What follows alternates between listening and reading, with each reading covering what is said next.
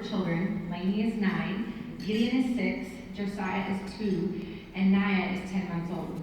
I'll let their ages dictate why we've chosen to only bring 2 of our 4 kids with us today. After parenting Lainey for her first 3 years of life, we were pretty confident that we had this parenting thing down. We didn't understand why people struggled as parents. I was the mom who saw another child throwing a fit in the grocery store and thought, well, those parents clearly didn't read the books that we read, or if they just did X, Y, and Z, then that kid wouldn't act like that. We reeked of arrogance, and then God gave us Gideon. We were surprised that our son was born with several oddities. And from the minute he was born, every doctor and nurse suggested that there was something wrong with him, but no one knew what it was. The first few days of his life were gut-wrenching, because every single day somebody came in to tell us something else was wrong with him. And even after running numerous tests while in the hospital, no one could tell us the root problem of Gideon's issues. So we were relieved to go home, but little did we know what we'd be facing moving forward. As the weeks stretched into months, it was clear that Gideon was not typically developing. I remember holding Gideon and feeling the weight of the unknown. I began praying to God, please let us little oddities be just that, a lazy eye, loss of hearing, and high arched palate, and large front now. Let it be things we can fix surgically, or that eventually would resolve themselves as he grows. But please, God, don't let it affect his brain in a way that he cannot communicate with us or enjoy a conversation with his sister. Psalm 46, 1 through 3 and 7 says, God is our refuge and strength, an ever-present help in trouble. Therefore we will not fear though the earth gives away and the mountains fall into the heart of the sea. The Lord Almighty is with us. After months of genetic testing, blood work, MRIs, and seeing numerous specialists, Gideon was 7 months old before he was finally diagnosed with something called paroxysmal biogenesis disorder, or PBD. Here's a crash course on what that means. Perhaps you remember in science class when you were in school, teacher made you color the little cell and like the nucleus and the mitochondria, several different things in there. Well, peroxisomes were in that picture as well. Basically, their body, every cell in the body has peroxisomes, and their job is to oxidize the long-chain fatty acids in your body. If those peroxisomes don't function properly, then those cells and eventually the whole body shut down. So unfortunately, his faulty peroxisome have caused several other problems for Gideon. So far, PBD has left Gideon legally blind and profoundly deaf. He doesn't walk or crawl due to the combination of low muscle tone and a lack of visual motivation. He doesn't speak, and we aren't 100% sure if that's because of his deafness or the way PBD slowly deteriorates his brain. And we were told that his life expectancy could range anywhere from 2 to 20 years. So remember how I said I never understood why people thought parenting was hard? Yeah, Gideon helped clear that up for me. And just to make sure I got the point, God gave us our first strong-willed child, Josiah, and then surprised us with our fourth when Josiah had just hit the terrific 2s. Needless to say, God is daily purging me of all the judgment I had for other parents. So I'm sure you can imagine that our life as a family of 6 isn't always easy. Gideon can do absolutely nothing for himself. He requires the same care as an infant, and because of his deaf blindness, we keep him on a pretty predictable routine so that he knows what to expect. Our lives mostly revolve around his feeding schedule because all his meals are made and prepared at home. So any plans we make, whether that's running errands, homeschooling, fellowship with friends, eating out, everything we do depends on what time Gideon wakes up and finishes his first meal. Depending on the day, that meal could take 20 minutes or an hour. So if we know we aren't going to be home to feed Gideon, like today, we had to prep his food before we leave. Needless to say, we don't usually travel too far from home, and if we do, we're consistently thinking about our timing in relation to his next feeding. And going out in public has always been a challenge. His wheelchair doesn't always fit easily through aisles and between tables, so some places we choose not to go due to lack of space. For example, if we want to go out to eat, we try to do it at 4 p.m. before the dinner rush, since most restaurant tables are pretty close together. Also, I don't take Gideon to the grocery store unless someone goes with me because it's hard to push both the shopping cart and Gideon. Although our oldest child, Lainey, who's here today, she's always willing to help me push her little brother.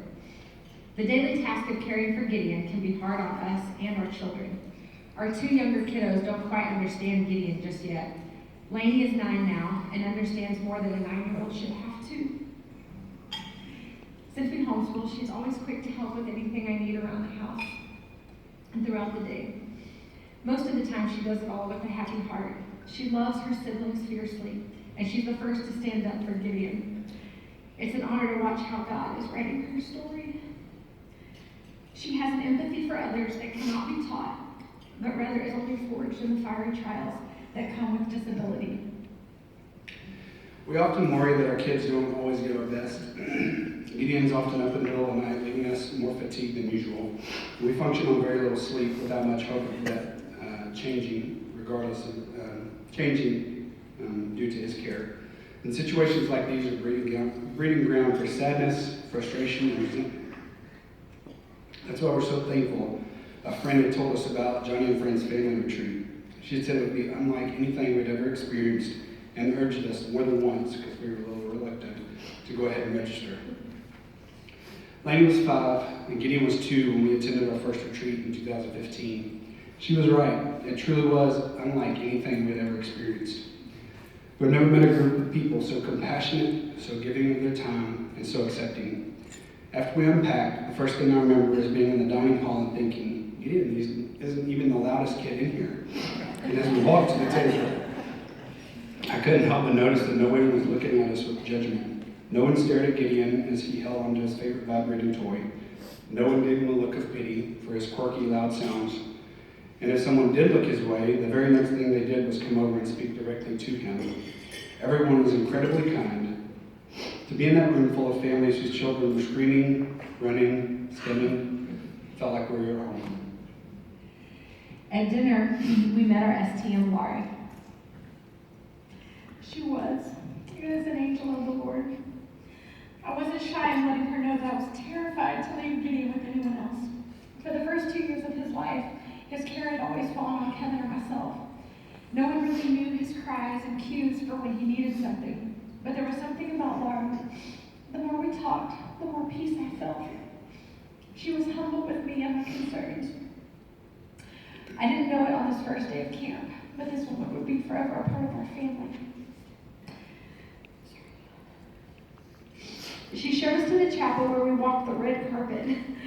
I was unprepared for the overwhelming emotions and tears that so easily fell. It's not often that families like ours are made to feel welcomed, much less celebrated. Oftentimes, we are only noticed if our child is loud or has inconvenienced someone. But for the first time since we started this journey with Gideon, I felt seen in a positive way on that red carpet. I felt valued, affirmed, loved, and accepted by people who didn't even know us yet. Afterwards, while sitting in the audience, listening to Becky's instructions for how the week was going to go, I remember telling Kevin, we're exactly where we're supposed to be. As we laid in bed that first night of camp, we had absolutely no idea how this week would be life-changing for us and for our daughter.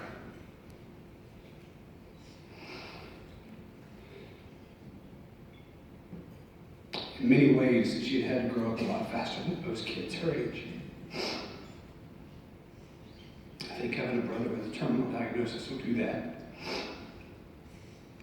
Hearing Lenny talk about her new friends and her STM, Michaela, who also has a sibling with a disability, made us realize how much she needed these connections. Like us, she too needed to connect with people her age, who understand that her daily life, or understand what her daily life is like, and the additional responsibilities that come with disability. Like us, she needed a break from those responsibilities. And for once, her schedule didn't have to revolve around her brother's schedule. The next day was full of activities for our family to choose from, but I honestly think Sam and I napped most of the day. That evening, as the kids were in bed, I went down to the dining hall to get ice, and that's when I had a chance to meet one of the other dads, Aaron's second Indian. As we talked, I learned that his son also has a terminal metabolic disorder, and coincidentally, they only live about 10 minutes from us. I remember thinking how easy it was for me to share my concerns and struggles with this complete stranger. Sharing our story with another guy I just met was not normal for me at that time. And as I walked back to the room, I was thinking that once our lives met, we would probably be lifelong friends. This is just one example of how Joni and Friends provides an environment for deeper connections. Here people can let down their guard, they can be real with each other because everyone gets it. And Kevin was right. The Saxenians became one of our first of many lasting family connections. So many more wonderful things happened at that first camp. Obviously, the activities were amazing, but what I remember the most is feeling the very presence of God. If you've never been to a worship time at family retreat, then you haven't experienced worship. True, unabashed, arm-raising worship. I'll never forget seeing children with all forms of disability raising their hands and dancing out in the aisles as they sang at the top of their lungs, "How great is our God." I looked at Kevin and said, "This must be what heaven is like. No shame, no guilt, just uninhibited, reckless love and joy for our great Creator." I have so many more stories I'd like to tell you from that first experience.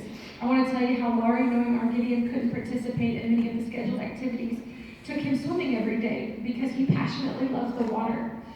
I want to tell you how our daughter, after doing all the camp activities with fellow siblings who get disability, told us that family retreat was better than Disney World. And we had just been 2 months before that. I want to tell you that my husband and I did things together that we've never had the opportunity to do, like ride horses, swing on a big scary swing, and praise Jesus without interruption. We napped. But what I want you to hear more than anything else is that we connected and we rested. Those two words are like a foreign language to families who live every day with disability. Just by the nature of our children's challenges, we find ourselves living unintentionally in isolation and thus get minimal, if any, respite. Matthew 11:28 says, "Come to me, all who are weary and burdened, and I will give you rest." What Joni and Friends offers families like ours is more than just an amazing experience. They gift us with a glimpse into glory, lasting connections with people who understand, and for 5 blessed days, they give us true, soul-restoring, manna from heaven, respite. We like to joke that Joni and Friends has ruined other vacations for us. Truly, no other family vacation would be both enjoyable and restful. No other trip is going to allow us to relax and connect like that because one of us is always on duty regarding Gideon's care. Family retreat puts our minds at ease because we know that Gideon and all of our other kids are in great hands. No other vacation offers that for families like ours. When we pulled out of Camp Allen in 2015, Shannon told me that we could never miss family retreat. She didn't care what we had to do to make it happen, but in her words, not going is not an option. And our daughter Lady couldn't agree more. Being a family retreat really wrecks you in the best possible way. This will be our 5th camp, and I already know what's going to happen when we pull up and see the welcome parade. I'm going to lose it. Like the ugly, don't wear makeup because I'm about to ugly cry kind of lose it. I'm going to see the folders and the straps, and I'm going to bawl my eyes out. However, it's interesting because when we leave on that 5th day, I don't shed a single tear. And as we close, I have a short theory on that. Upon arrival, it hits me just how my parched soul has longed for a break, an oasis from the day-to-day tasks around Gideon's care. I know that God is about to rain down manna through the hands and feet of these precious STMs, and I just feel overwhelmed with thankfulness. But when it's time to go home, I leave with a deep-rooted sense of fullness, the kind you feel after a feast. That's because Joni and Friends provides not just incredible food for the stomach, but healing food for the weary soul. 2 years ago, it dawned on Lainey that we only get to go to family retreat as long as Gideon is alive. And right then, at the age of 7, she lovingly looked at me and said, "I hope Gideon lives a long time so we can always go to family retreat. But if he doesn't, it'll be okay, because we can still come back as STMs, right, Mom?" We may be partial because we're on the receiving side of what camp has to offer for now. But we believe there's not a more worthy ministry than Joni and Friends. Our daughter already understands the impact that she could have once her little brother goes home to be with Jesus. Her statement paints a beautiful picture as to what this is all about. serving, giving, using whatever God-given talents and resources we have to make an impact in the lives of others for His kingdom and for His glory. Thanks for allowing us to share with you today.